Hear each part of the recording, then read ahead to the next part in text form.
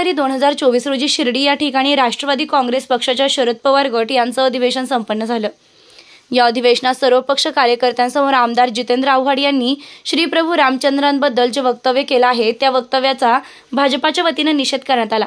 आमदार जितेंद्र आव्हाड यांच्यावर फौजदारी स्वरूपाचा गुन्हा दाखल करावा अशी मागणी यावेळी येवला भाजपाच्या वतीने पोलीस निरीक्षक यांच्याकडे करण्यात आली असून गुन्हा दाखल न झाल्यास तीव्र आंदोलनाचा इशारा दिला आहे। यावेळी भाजपाचे पदाधिकारी व कार्यकर्ते उपस्थित होते। काल शिर्डी येथे राष्ट्रवादी काँग्रेस शरद पवार गटाची जे अधिवेशन झालं त्या अधिवेशनामध्ये जितेंद्र आव्हाड यांनी अत्यंत हीन अशा पद्धतीचं वक्तव्य प्रभू रामचंद्रांच्या बाबतीत केलं। हा प्रभू रामचंद्रांच्या अस्मितेचा आणि हिंदुत्वाचा अपमान आहे।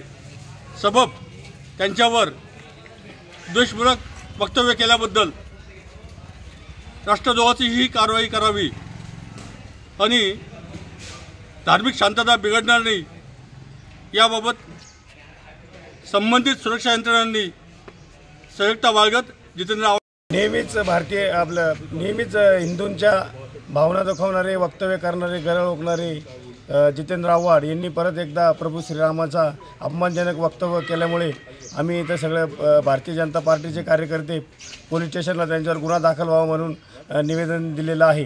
तरी त्यांनी गुन्हा जर दाखल केला नाही तर पुन्हा एकदा आम्ही मोठ्या स्वरूपात आंदोलन उभारू।